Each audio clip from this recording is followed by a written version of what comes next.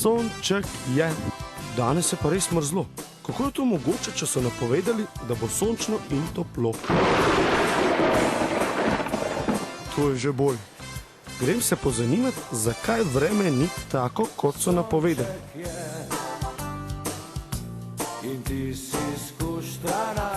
Napovedi niso 100-odstotne, drugače ne bi bile napovedi.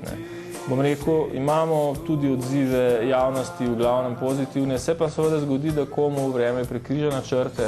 Na vreme vplivati se ne da, mi ga pač poskušamo s pomočjo predvsem teh računalniških modelov čim bolje spremljati in napovedovati, ampak seveda kakšnih pojavov se pa ne da tudi par ur naprej ne napovedati. Recimo pojava krajevne plohe in nevihte se ne da napovedati niti 1 uro naprej. Procent pravilnih napovedi je kar visok, ni pa, kot rečeno, in tudi ne bo v prihodnje 100% napoved. Če napovedi niso 100-odstotne, kako potem pridejo do teh podatkov, ki jih kasneje vidimo na televiziji in preberemo v časopisih? Osnovni vir za napovedovanje vremena so izračuni Evropskega centra za srednjeročno vremensko napoved.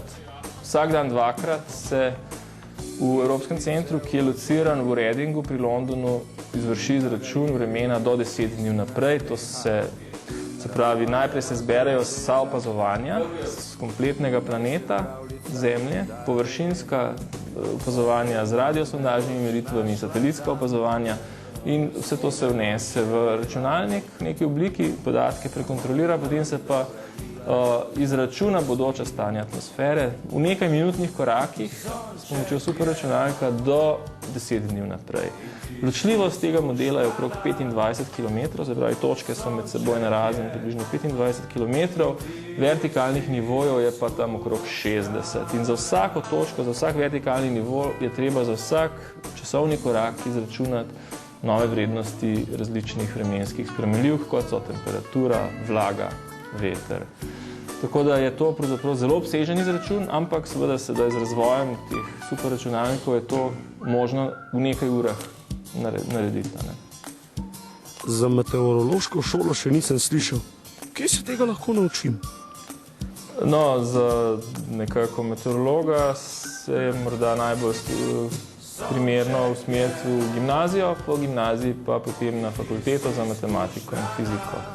Se pravi, študij meteorologije je organiziran znotraj fakultete za fiziko, to je v Ljubljani na Jadranski cesti. V prvih 2 letnikih študenti poslušajo, rekel, bolj splošne fizikalno-matematične predmete, potem v 3. in 4. pa so bolj meteorološko usmerjeni, se pravi, analiza in prognoza vremena, dinamična meteorologija, meteorološki praktikum in podobno. Kaj pa vsi tisti podatki, ki jih zasledimo o padavinah, temperaturah, se to tudi izračuna? Kako se pride do teh številk? V Sloveniji imamo 13 glavnih meteoroloških postaj, ki so postavljene 4 na letališčih, ostale pa še na pomembnejših mestih v državi, v glavnih mestih pa visoko v hribih tudi Kredarica. Te postaje imajo najširši program meteoroloških opazovanj in tudi redno dnevno sporočajo podatke v center v Ljubljani. Poleg teh glavnih postaj imamo še okoli 30 klasičnih merilnih mest po Sloveniji, kjer naši sodelavci merijo podatke in mesečno pošiljajo poročila v naš center v Ljubljani.